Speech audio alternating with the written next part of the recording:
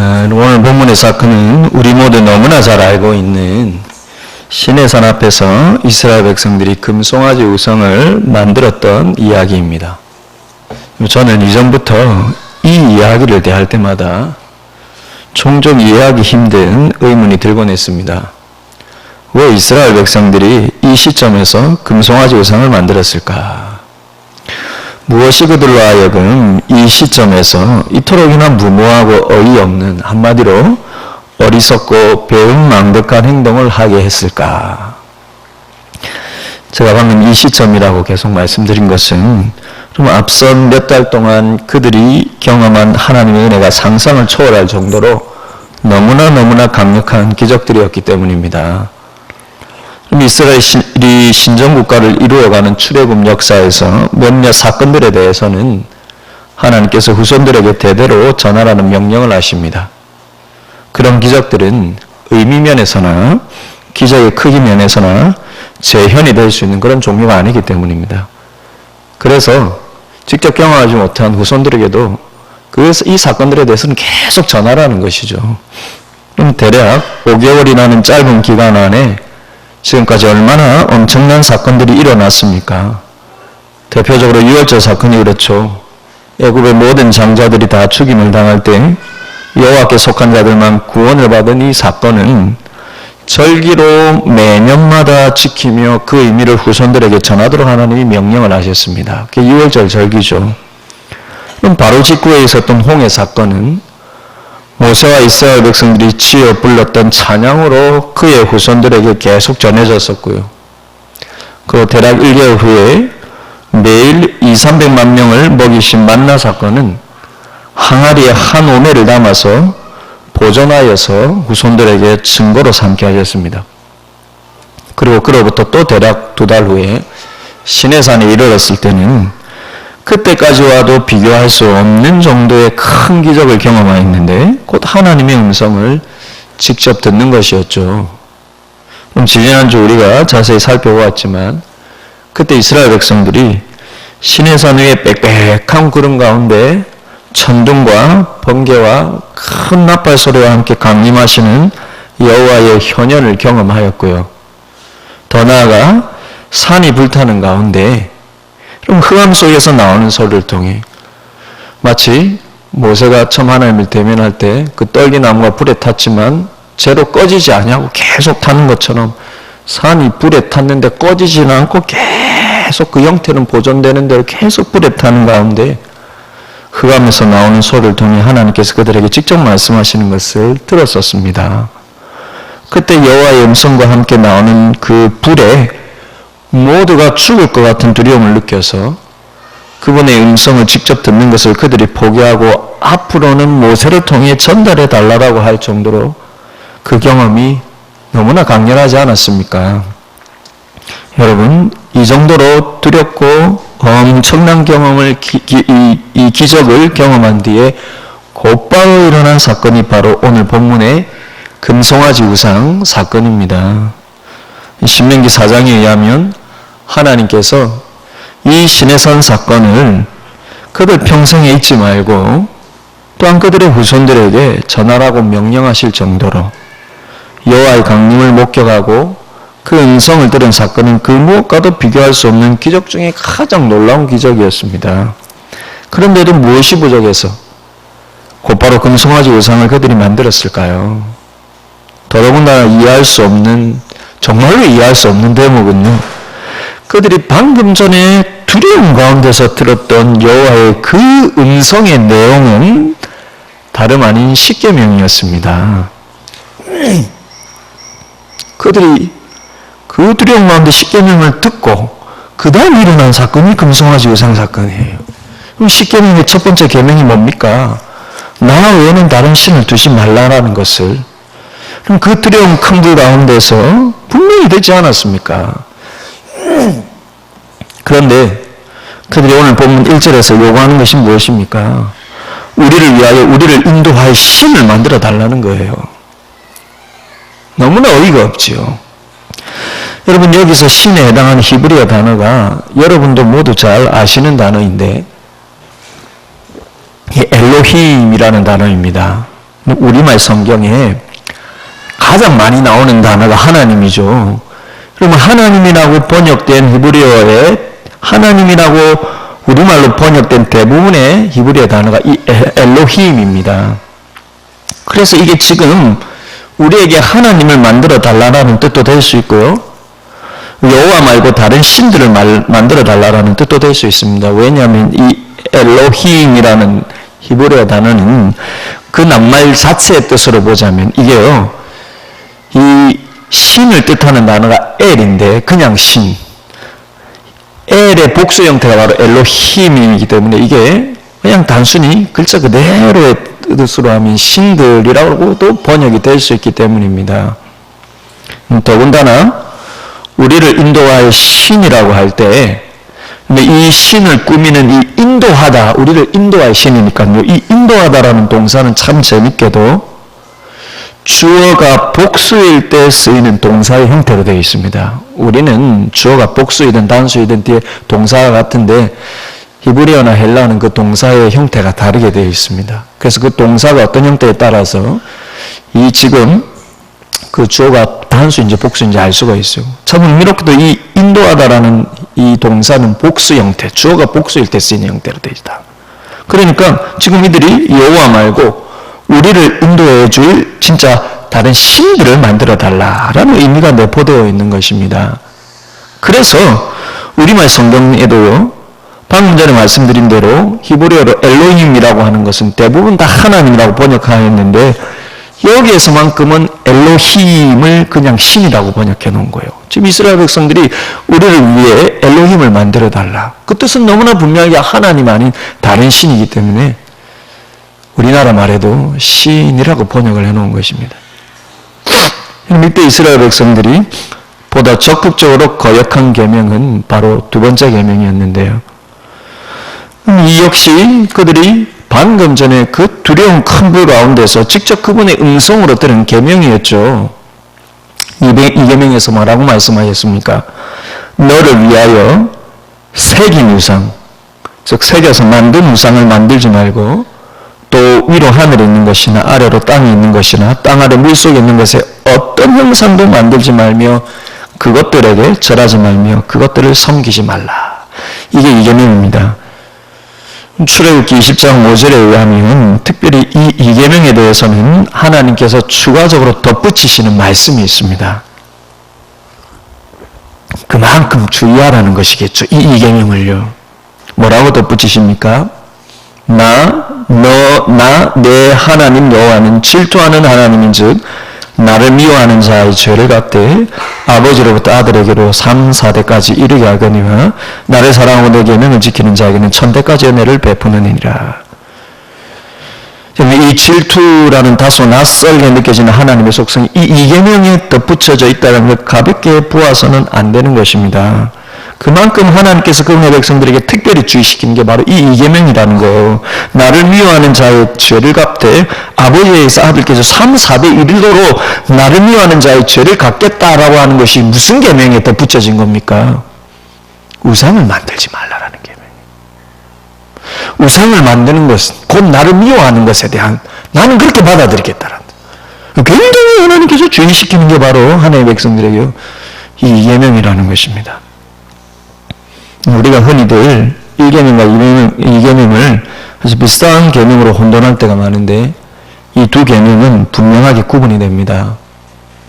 아주 오래전에 네덜란드에서 저희 교단에 교수 선교사로 온 분이 있습니다. 옛날에 저희에게는 선교사님들이 올 때 신학 교수를 위한 선교사님도 오셨는데 저희 교단에 온 네덜란드에서 온 교수 선교사님 중에 한 분이 우리나라 말로 이름을 우리나라 말로도 고쳐서요 고재수라고 하는 유명한 교수님이 계셨습니다.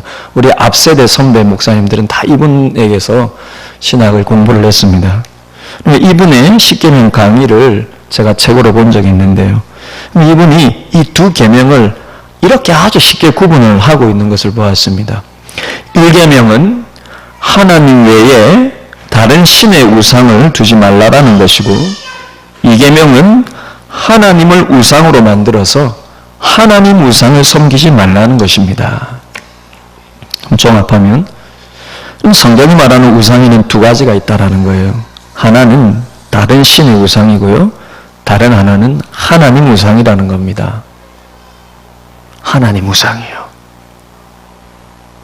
그런데 여러분, 하나님의 백성들에게 1계명은 보통 2계명을 어김으로써 이어서 1계명을 어기는 것이 되는 것입니다.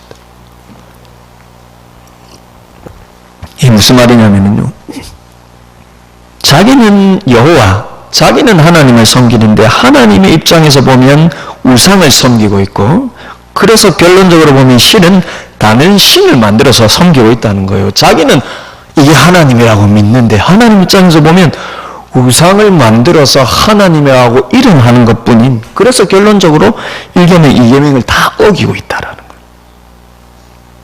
그럼 하나님의 백성들에게 여호와 신앙과 우상 숭배는 생각보다 굉장히 묘한 경계를 가지고 있습니다. 오늘 본문을 봐도요, 이 이스라엘 백성들이 아론에게 신들을 만들어 달라고 할 때 4절을 보시면은 아론이 그들의 금 귀고리를 취해서 금 송아지를 만든 후에, 그럼 하는 말이 무엇입니까? 그들의 요구에 아론이 어쩔 수 없이 그들의 금 귀고리를 달라고 해서 금 송아지를 만든 후에 그것을 보고 그들이 하는 말이 뭡니까?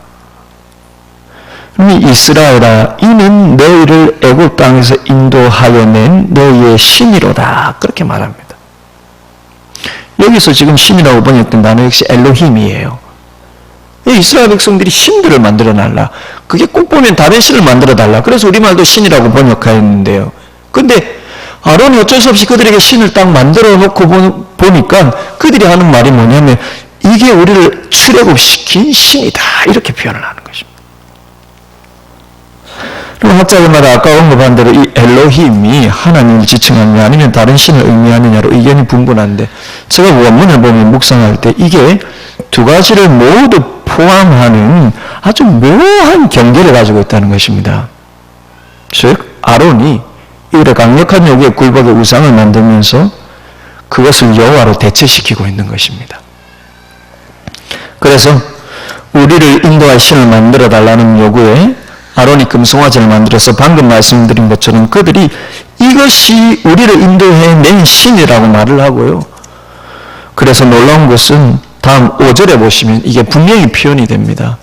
이게 우상을 만들어 달라라는 듯한 표현인데 알고 보니 우상을 만들어 놓고 보니 이걸 여호와로 대체시켜서 여호와로 섬기는 아주 묘한 경계를 타고 있다는 것입니다. 5절에 보시면 아론이 뭐라고 얘기를 합니까? 5절에 보십시오. 아론이 보고 그 앞에 제단을 쌓고 이에 아론이 공포하여 이르되 뭐라고 이른다는 것입니까? 내일은 이 신의 절일, 엘로힘의 절일 이렇게 하지 않고요, 내일은 누구의 절일이라고 표현합니까? 여호와의 절일이니라, 이렇게 표현하고 있다는 것입니다. 그럼 이거 앞선 대학까지만 보더라도요, 지금 이스라엘 백성들이 우리를 왜 엘로힘 다른 신을 만들어 달라, 아론이 금송아지 만들어 놓고, 야 이게 계속 엘로힘이라고 얘기하는데 아론이 결정적으로 한 방을 먹이죠. 제단을 쌓고 이게 내일은 내일은 바로 엘로힘의 절이라고 하지 않고 여호와의 절이다. 이 금송아지 신이 곧 여호와라는 것입니다. 그럼 어쩌면 이스라엘 백성들은 다른 신을 만들든지 여호와를 만들든지 그건 중요한 게 아니고, 중요한 것은 우리를 인도할 신을 우리 앞에 데려와 달라는 뜻입니다.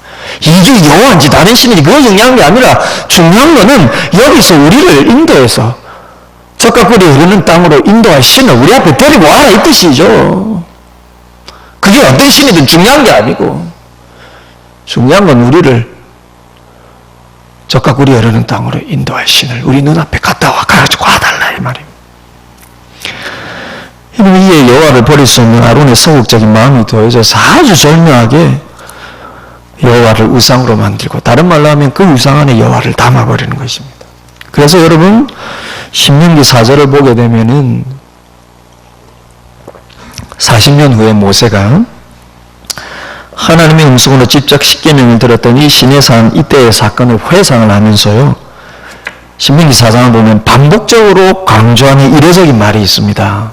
신명기 4장에 어떤 말을 계속 반복하냐면, 그때 너희가 그분의 음성만 들었지, 여호와의 현현을 직접 모든 이스라엘 백성들이 경험을 하면서 그때 너희가 그분의 음성만 분명히 들었지 아무도 그 영상을 보지 않았다라는 거예요. 계속 이걸 강조합니다. 아마 금송아지 사건을 주의시키기 위한 강조가 아니겠습니까? 너희 모두가 하나님을 직접 경험하였지만 음성만 들었지 형상은 아무도 못 봤다라는 거예요. 성경에 보면 그렇죠. 이들이 여호와의 강림을 두려운 가운데 경험했던 그때 음성만 들었지 어떤 그분의 형상도 보지 못했습니다. 게다가 그 음성으로 그분 자신을 어떤 형상으로도 새겨서 만들지 말라라는 이 이계명의 말씀을 분명히 들으면서 자신을 질투의 하나님이라 하시는 그 계시를 들었는데 어떻게 그분을 이 금송아지 안에 담을 수가 있습니까? 이계명에 어떤 형상을 만들지 말라라는 것은 나를 어떤 형상으로 새겨서 만들지 말라라는 말씀이거든요. 이 이계명이요. 다른 신을 형상으로 만들지 말라라는 게 아니고 그건 1계명이고요. 2계명은 나를 믿으면서 나라고 생각하면서 어떤 형상으로 나를 만들지 말라라는 거예요.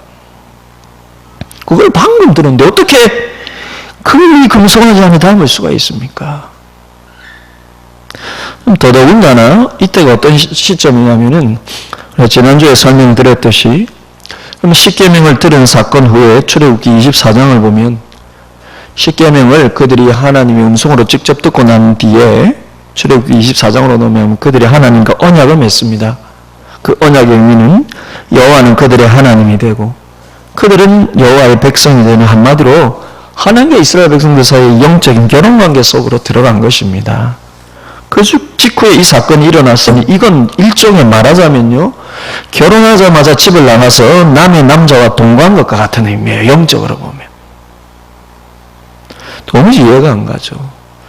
어떻게 그렇게는 놀라운 기적들의 은혜를 경험한 이들이 이럴 수 있는지. 그런데 여러분, 도대체 무엇이 이들로 하여금 이 모든 것들을 한꺼번에 잊어버리고 하나님을 금송아지로 단번에 만들게 했을까요? 우리가 이해는 안 가지만 무엇 때문에 그들이 이렇게 했을까요? 저는 이전에 출애굽기를 읽을 때마다 이들의 어리석은 행동과 저 사이에 아주 굵은 선을 긋곤 했습니다.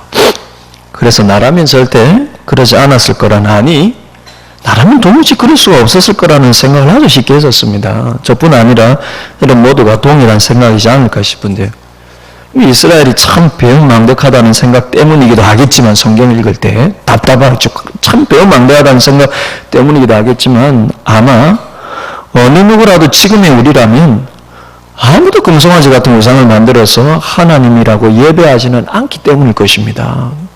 참 이 말도 안 되는 혀를 쩍쩍거리면서 아마 여러분 그렇게 보실 거예요, 다들.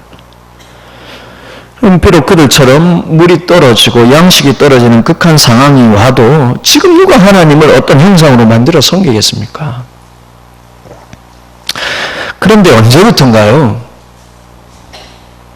출애굽기를 찬찬히 묵상하면서 제가 느끼는 것은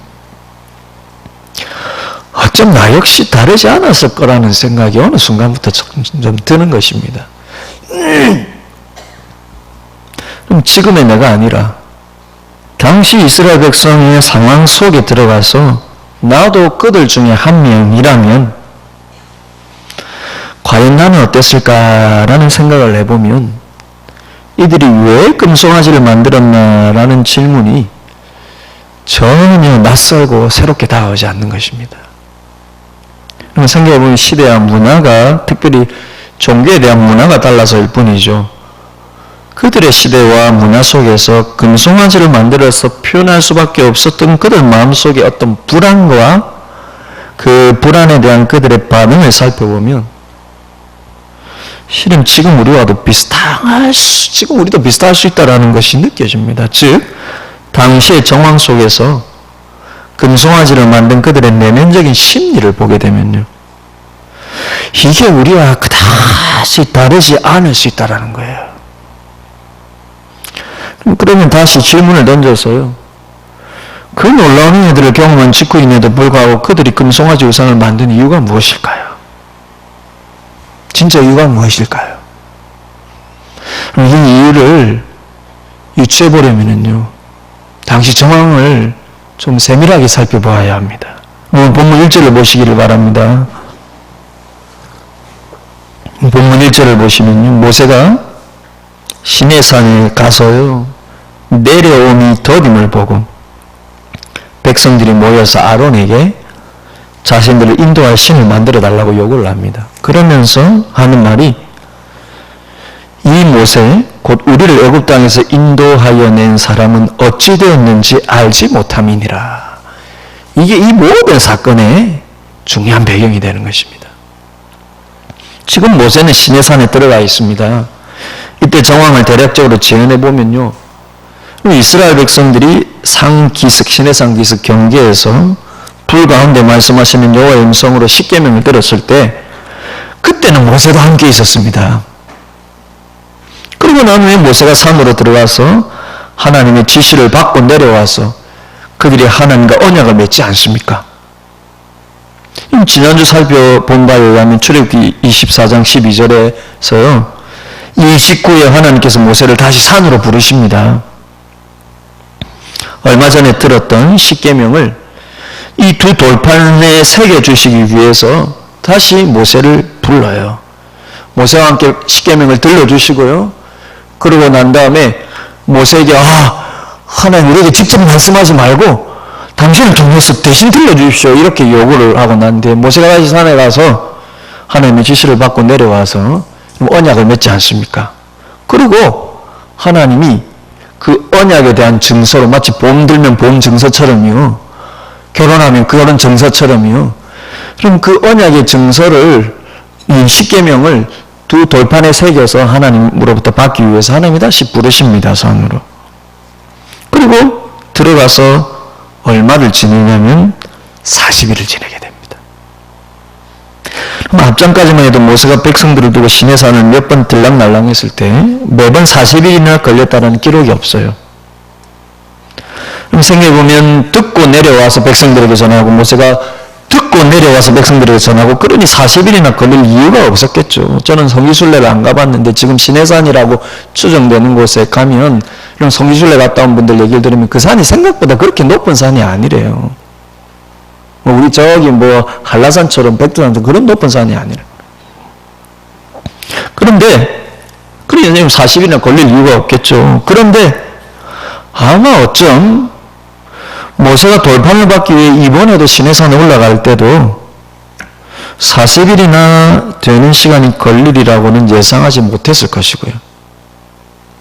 그래서 미리 백성들에게 이만한 시간이 걸릴 것이라는 것을 알리지도 못했을 것입니다. 그러면 이스라엘 백성들에게 40일은 전혀 예상할 수 없었던 뜻밖의 긴 시간이었다라는 것입니다. 그럼 생각해보면 지금 그들이 시내산에 당도한 때가 출애굽 후 3개월이 되는 때였기 때문에요, 그 3개월 동안 얼마나 많은 곳을 이동하며 또 얼마나 많은 사건들을 경험했습니까? 그게 지금까지 우리가 매주마다 지금 출애굽기를 살펴보면 그게 시내산에 당도한 때까지 그 많은 시간들이 이 3개월 안에 벌어진 시간들이지 않습니까? 그렇기 때문에 여러분 40일이면 약 한 달 반인데요, 3개월을 여러 군데를 다니면서 참 여러 경험들을 하였는데, 그러니 이 3개월의 반이나 되는 한 달 반을 시내 강야 한 곳에 진을 치고는 날마다 시내산 앞에 모여서 오매불망 모세가 내려오기만을 기다리고 있었다는 것인데, 이게 그들의 상황에서는 결코 쉽지가 않았을 것이라는 겁니다. 왜냐하면 이들의 최종 목적지는 이 시내산이 아니라 가나안 땅이었기 때문입니다. 그러니 아무 기약 없이 그곳에서 어떤 알림이나 지시도 없이 그 긴 시간을 이 사막에서 기다린다는 것이 얼마나 그들을 초조하게 만들었겠습니까? 여러분이 우리가 성경을 읽으면서 뒷일을 다 알고 있죠. 그들은 아무 영문도 모르고 모세를 지금 40일 동안 기다리고 있는 것입니다.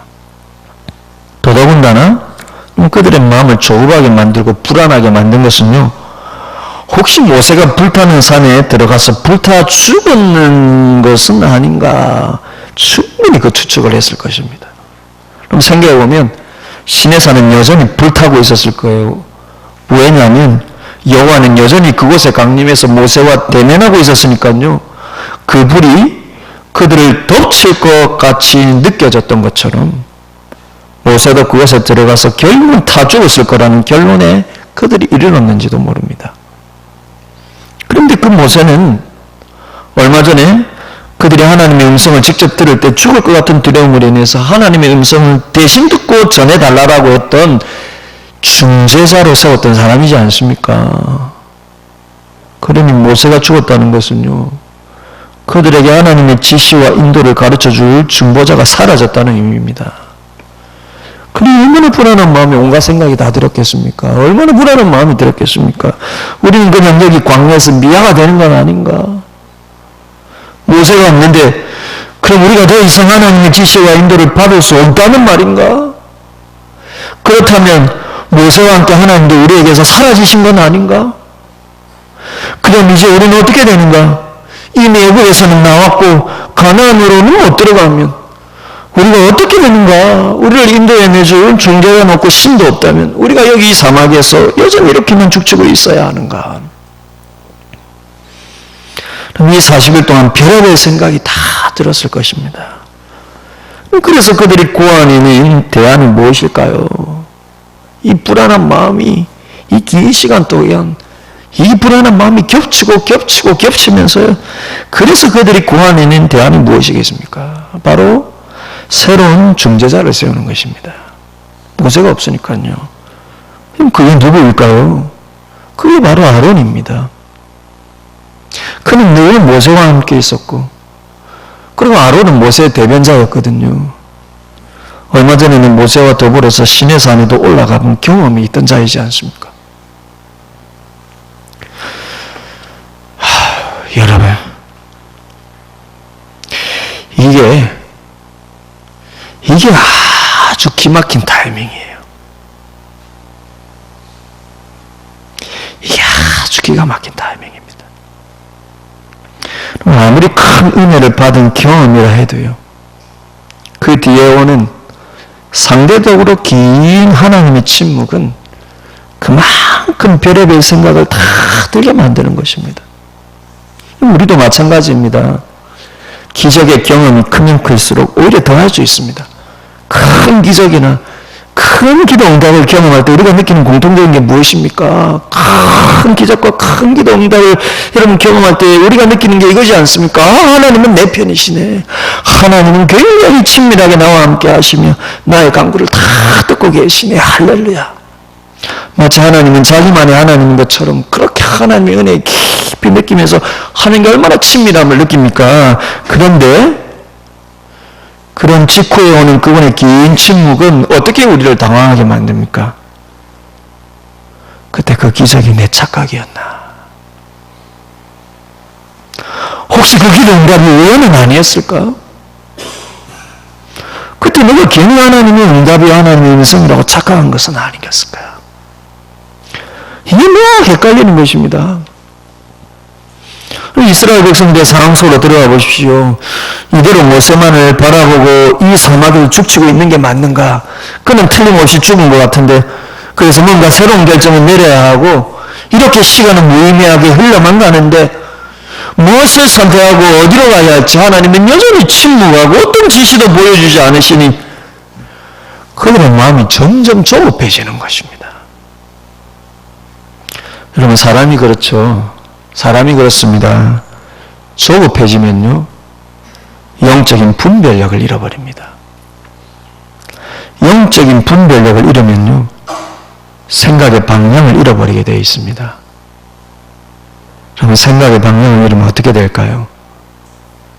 하나님의 시각에서 생각하는 마음을 잃어버리게 됩니다. 저는 영적으로 조급하다는 의미를 이렇게 해석합니다. 바로 하나님의 시각과 입장에서 생각하는 마음의 여유를 잃어버리는 거예요. 그러면 어떻게 될까요? 하나님의 시각과 입장에서 생각하는 영적인 방향을 잃으면 어떻게 될까요? 곧 판단의 기준이 바뀌어버립니다. 어떻게 바뀔까요? 무엇이 내게 더 유익이고 어떻게 하면 나에게 더 손해를 끼칠까? 이게 판단의 기준이 되어버립니다. 영적인 여유를 잃으면요. 목사님, 그럼 하나님께서 침묵하시는 것 같을 때 그렇게라도 생각해야 되는 거 아닙니까? 아니죠, 여러분. 그럼 그게 판단의 기준이 되면 그건 세상 논리입니다. 그게 기준이 되면요. 덜 손해보기 위해서, 더 이익을 얻기 위해서 상황에 따라 하나님의 말씀을 왜곡하거나 축소하거나 합리화하거나 혹은 타협하게 되는 것입니다. 그럼 지금 이스라엘 백성들이 하고 있는 게 이런 모습이에요. 그럼 이스라엘 백성들의 마음이 왜 조급해집니까? 사랑하는 모세를 잃어섭니까? 아닙니다. 하나님의 함께 하심을 잃어버린 것 같아서요? 아닙니다. 그래서 하나님의 교제와 하나님과 연합이 끊긴 것 같이 느껴져서요? 천만의 말씀입니다. 이들이 조급해진 이유는 바로 그들의 바람을 이루지 못할까 봐서입니다. 그 바람이 무엇입니까? 가나안 땅이에요. 그곳에서의 안락이에요. 오해하지 마십시오. 그 바람이 틀렸다는 게 아닙니다. 다만 그들의 마음에 앞서 있는 것은 하나님이 아니라 그 땅과 그 땅에서의 안락이라는 것입니다. 그래서 여러분, 모세는 없어도 하나님은 없어도 그 땅의 바람만을 이루고 싶은 거예요. 목사님, 우리는 그렇지 않습니다. 그 땅도 좋지만 하나님도 있어야 해요. 하나님이 없는 하나님이 무슨 소용입니까? 이러면 아닙니다. 이스라엘 백성들이 지금 하나님을 버린 게 아니라는 거예요. 그래서 그들 역시 하나님이 없으면 안 됩니다. 왜입니까? 출애굽 자체를 하나님이 시켰기 때문에요. 약속의 땅을 얻는 것도 그 땅의 안락을 얻는 것도 자기들 힘으로 할 수 있는 게 아니라는 것을 다 알고 있는 것입니다. 그들이 무슨 힘이 있어서요? 가나안 땅에 들어와서 그 땅을 어떻게 차지할 힘이 어디 있습니까? 누구 하나 없고요. 평생을 노예로 살았는데요. 애굽에 나올 때도 하나님이 그들을 기적 가운데 끄집어낸 것인데요.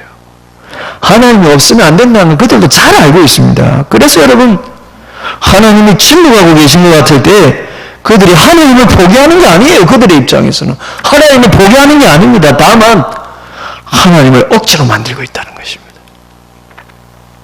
하나님을 억지로, 그 조급해진 마음에서 나오는 판단의 기준이 바뀌었어요.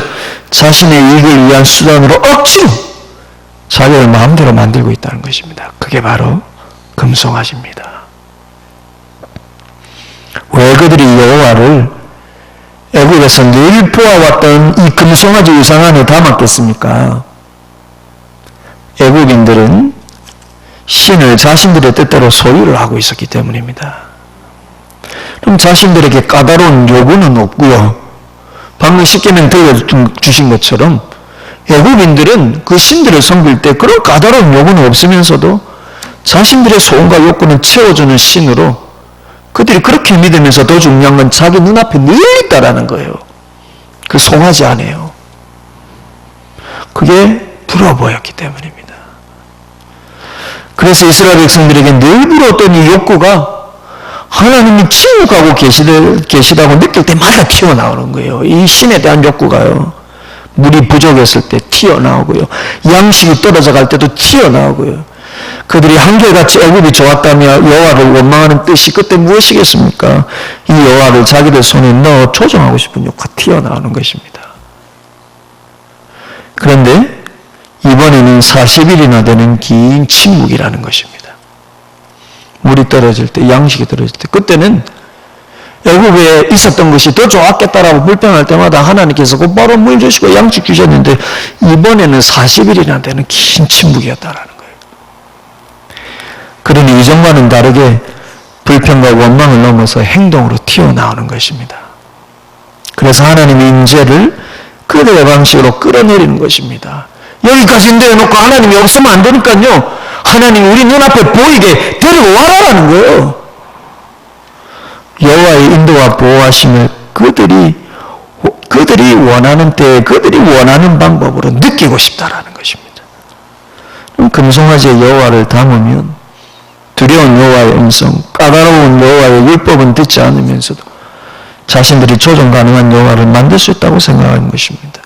여호와를 이 금송아지 안에 담으면요, 그들이 생각하기에 여호와가 우리 가운데에서 사라졌다라는 그들의 불안을 잠재우고 안심시키면서도 그들이 원하는 방법과 뜻대로 자신들의 목적을 이룰 수 있다라고 믿은 것입니다. 여러분, 이게 금송아지입니다. 이게 금송아지예요.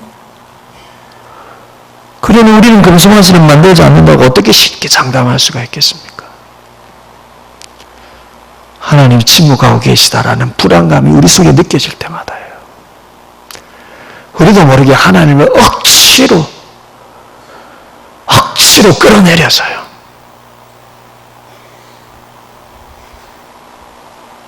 우리 역시 마찬가지라는 것입니다. 근데 중요한 것은 여러분,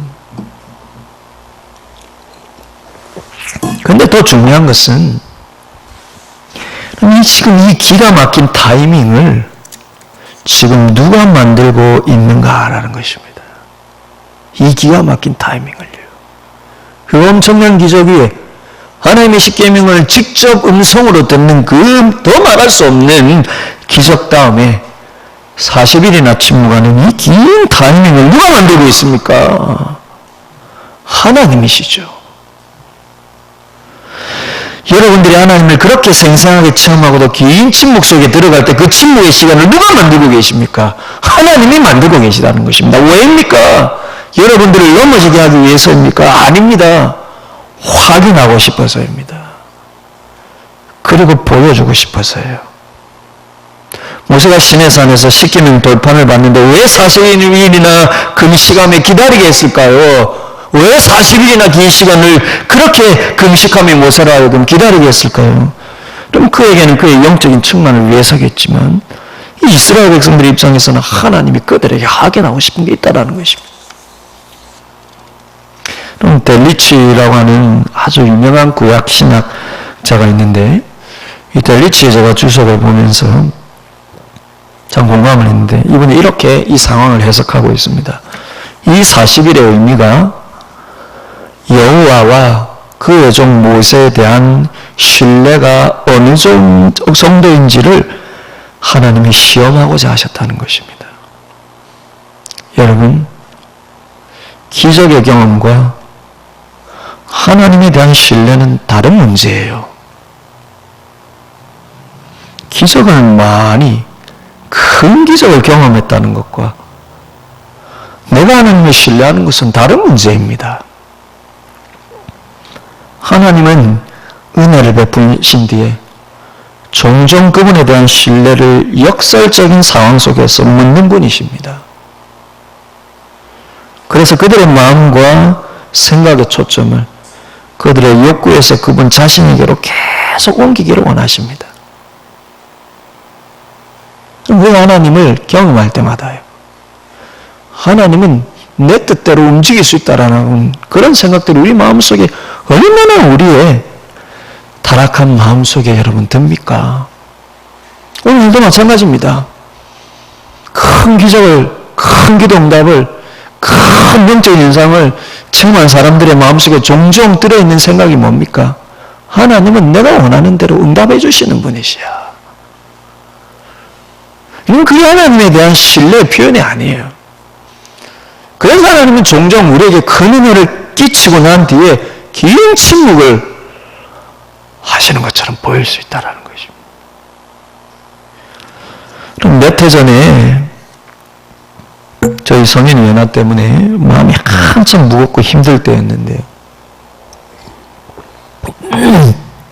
그때 제가 출애굽기를 묵상하고 있었을 때였거든요. 출애굽기를 묵상해서 오늘 본문에 이르렀을 때에 제 때는 이 금송아지의 모습이 꼭 제가 하나님을 그렇게 왜곡해서 믿는 한 부분을 보여주시는 것 같아서 제가 나름 마음의 은혜를 받고 또 도전을 받고요. 제가 그때 집에 가서 바로 제 아내에게 이 금송아지 사건의 의미를 이런 식으로 말해 주었습니다. 말씀을 묵상하는 가운데 이렇게 느꼈어요. 여러분. 근데 제 아내가 음식을 만들면서 제 얘기를 듣고서는 저는 함께 은혜 받기 위해서 이렇게 나누었는데요. 근데 그냥 고개를 푹 숙인 채 아무 말이 없는 거예요. 순간 제 마음에 내가 뭔가 또 잘못했나 싶어가지고 굉장히 긴장한 마음 가운데 여보 왜 그래? 무슨 일 있어? 그런데 제 아내가 하는 말이요. 저를 보지도 않고 하는 말이요. 두 눈가에 눈물이 맺힌 채 하는 말이 하나님 왜 그렇게 자주 침묵하셔? 하나님 왜 그렇게 자주 침묵하셔? 순간 제 마음도 찬해졌어요. 순간 제 마음도 찬해지는데 그러면서 저도 모르게 이런 말이 튀어나오는 거예요. 여보 아니야! 하나님이 침묵하신 게 아니었어. 이스라엘 백성들에게는 여전히 날마다 만나가 내려졌고 메추라기 때가 날마다 내려졌잖아. 실은 하나님이 침묵하고 계신 게 아니었어.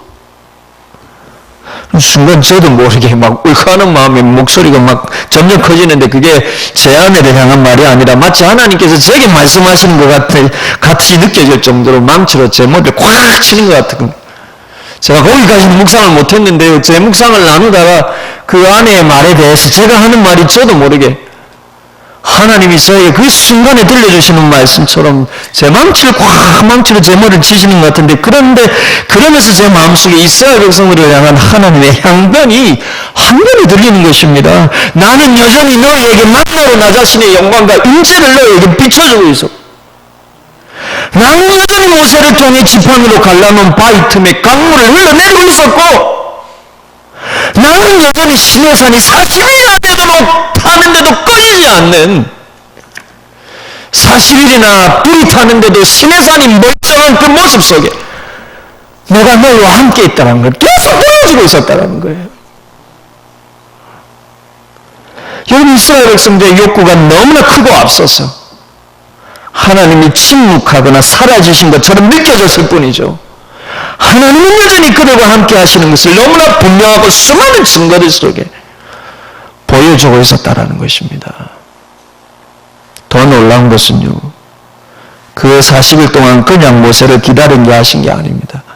그 40일 동안 하나님께서는 그냥 일부러 침묵만 하고 계신 게 아니라 그 40일 동안에 목적이 있었다는 것입니다. 그 40일 동안 하나님께서 모세에게 하신 일이 무엇입니까? 지난주에 살펴봤던 대로 10개면 두 돌판만을 만드신 게 아니라 하나님께서 그들에게 그분이 그들 가운데 거하신다는 것을 정말로 가시적으로 눈으로 보여줄 성소를 만드실 계획을 그 구체적인 설계를 지시하고 계셨던 것입니다. 성소를 어떻게 만들고 그 길을 어떻게 만들고 일일이 모세에게 그것을 지시해주고 계셨다는 것입니다. 그것은 마치 그들이 여호와의 음성을 들으며 그분을 느꼈던 것과 맞먹을 수 있는 엄청난 그분의 함께 하심에 대한 은혜입니다. 성소 자체가요. 그런데 그들이 기다리지를 못했습니다. 큰 기적의 경험 뒤에요. 그들의 욕구와 소원이 쉽게 이루어질 것 같은 기대가 막 생겼을 때 큰 기적을 경험할 때 그래 하나님 이제 내가 원하는 거 막 들어주시겠구나 이 자신감이 충만할 때요. 그리고 하나님의 그 긴 침묵 속에서 하나님께서 그 밖에 베푸신 그 수많은 은혜들의 순간 그 마음에서 다 사라지는 것입니다. 내가 원하는 욕구가 너무 강할 때요. 하나님이 지금까지 나에게 베푸시고 지금도 베풀고 계시는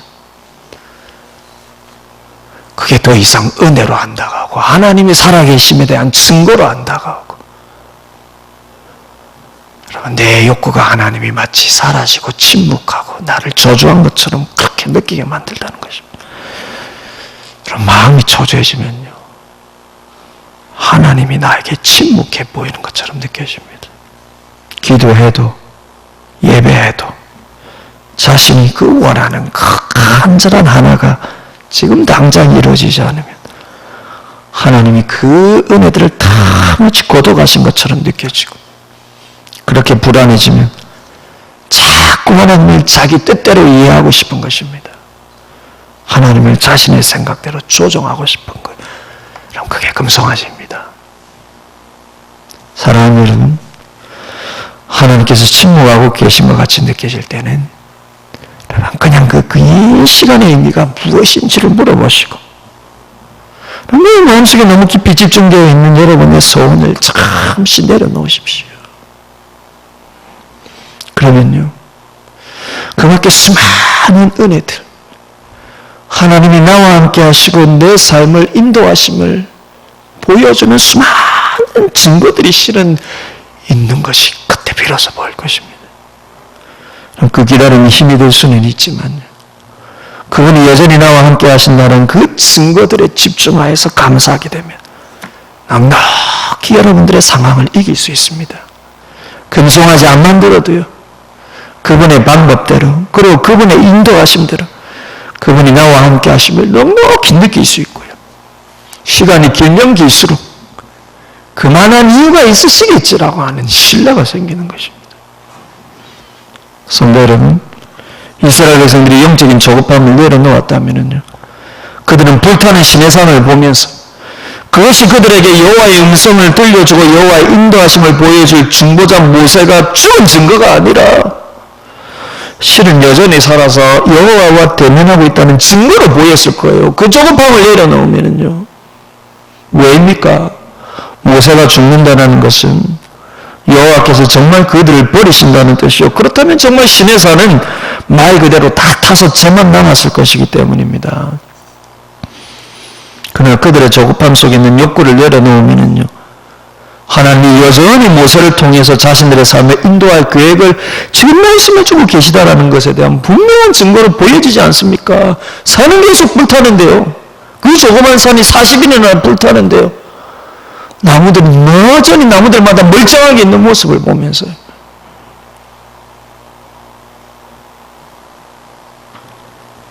사랑하는 여러분, 이 모세가 바로 우리 구주 예수 그리스도에 대한 예표입니다. 여러분이 영적인 조급함을 내려놓고 그분께 여러분의 사랑과 삶을 맡겨놓고요, 영적인 여유를 찾아서 지금의 은혜만으로도 충분히 감사할 수 있게 되면은 그때 비로소 우리 안에, 그리고 내 안에 예수 그리스도께서 여전히 거하시면서 그분의 여호와의 음성과 그분의 인도하심을 계속해서 우리에게 비춰주시고, 이 긴 침묵이 우리를 내버려 두시는 것이 아니라 우리를 인도하고 계시는 하나님의 섭리 속에 있음을 여러분들이 느끼게 될 것입니다.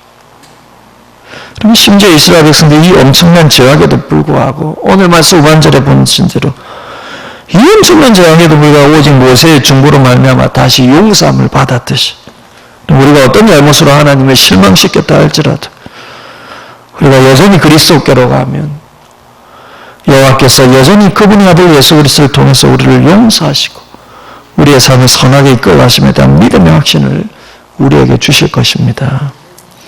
그렇게 예수님께서 여전히 나와 동행하시고 지금까지 내게 주신 은혜 속에 감사하며 여러분의 삶을 맡기시고 늘 영적인 여유를 잃지 않는, 그래서 여러분 하나님 침묵하고 계실 것 같을 때 빨리 달라고 기도하지 마시고, 물론 여러분 우리가 그렇게 기도할 수 있습니다. 그 답답한 마음에 그렇게 기도하는 걸 하나님이 믿음 없다 하지 않습니다. 그런데 그 끝에는 하나님에 대한 신뢰를 잊지 않고 하나님께 내 삶을 맡기고, 하나님께 내 삶을 맡기고 찬송할 수 있고, 하나님이 내게 보여주신 수많은 하나님 함께 하심에 대한 증거들에 감사하며 영적인 여유를 잃지 않게 하여 주옵소서. 여러분들의 기도가 그렇게 끝이 나고, 그래서 답답함으로 기도했다가도 주님의 십자가 은혜로 다시 여유를 찾으시는 여러분들 신앙이 다 되시기를 주님의 이름으로 축복을 드립니다.